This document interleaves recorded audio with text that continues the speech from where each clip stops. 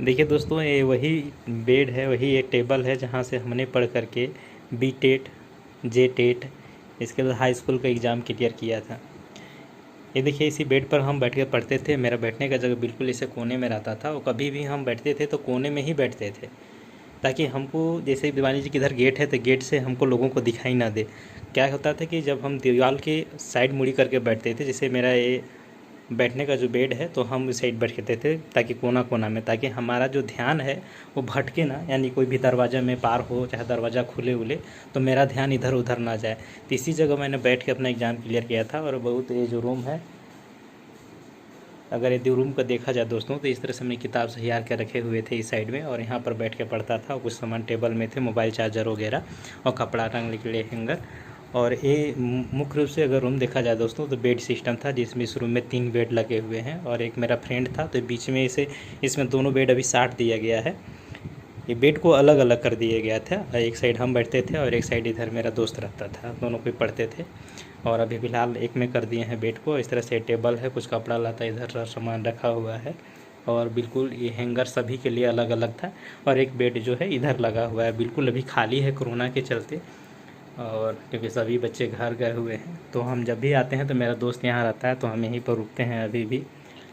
तो इस तरह से हमने पढ़ाई की थी दोस्तों यहाँ पर रह करके, और बहुत हम लोग स्ट्रगल किए थे पढ़ाई के लिए, बहुत रात दिन मेहनत करते थे। और खाना हम लोग नहीं बनाते थे ताकि समय बचे, और खाना हम लोग मेस से लिया करते थे। बाहर से मेस आता था, उसी से हम लोग खाना लेते थे। क्या होता कि खाना बनाने में बहुत सारा टाइम चला जाता था, बर्तन धोना, कुछ बाज़ार से सामान लाना खाना बनाने के लिए, तो इससे तो हम लोग टाइम को बचत करते थे, और ताकि पढ़ाई हम लोग अच्छे से कर सकें। तो पढ़ाई में एक बहुत लंबा संघर्ष रहता है दोस्तों। और जब पढ़ाई का समय था तो उस समय अगर देखें दोस्तों, तो हमने इसी जगह पर बैठ बैठ के बता रहे हैं कि 14 घंटा 18 घंटा कंटिन्यू पढ़ा हुआ है, तब जा कर के एग्ज़ाम निकले। क्योंकि जानते हैं कि कंपटीशन कितना बढ़ गया है। और हम लोग क्या है कि हम लोग का जो बैकग्राउंड है पढ़ाई का, वो बिल्कुल सरकारी स्कूल और टाट पट्टी में बैठ कर के पढ़े हैं। इसके चलते पढ़ाई का स्तर बहुत लो था, तो उसको ऊपर उठाने के लिए काफ़ी मेहनत करना पड़ा, काफ़ी संघर्ष करना पड़ा। तो संघर्ष से भरी ज़िंदगी रही है। और बस यही बोलेंगे दोस्तों कि आप लोग भी पढ़ाई कीजिए। जो रूम रहते थे, मेरा रांची का रूम है जहाँ पर हमने रह करके पढ़ा करता था, और जब भी आते हैं तो यहीं अभी हम रुकते हैं। और क्योंकि मेरे दोस्त लोग अभी भी यहाँ रहते हैं, ये पूरा लॉज है, इस टाइप से दिखा दे रहे हैं। ये रूम हो गया,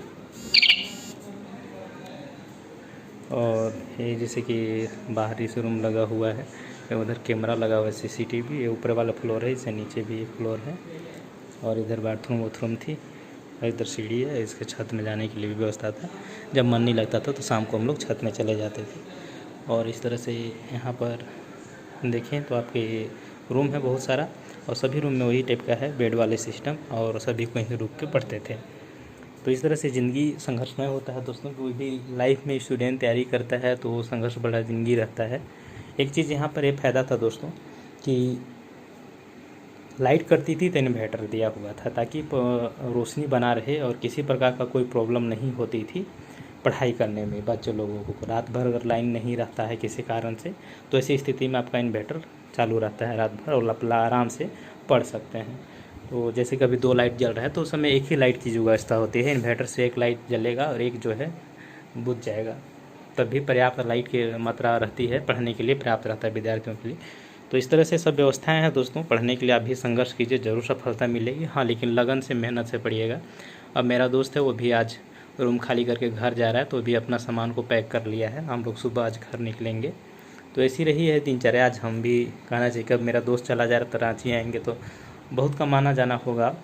तो इस तरह से ये रूम का है, और ये वीडियो हम बना रहे हैं दोस्तों, बस आप लोग को मोटिवेट करने के लिए। आप लोग भी ऐसे संघर्ष कर रहे होंगे, और कोई भी आदमी संघर्ष से गुजरता है, तो इसलिए हम लोग भी संघर्ष से गुजरे हैं, तब यहाँ जा कर के पहुँचे हैं। तो आप भी संघर्ष कीजिए, मेहनत कीजिए, लगन के साथ कीजिए, पूरा जुनून के साथ पढ़िए, तभी आपकी सफलता मिलेगी।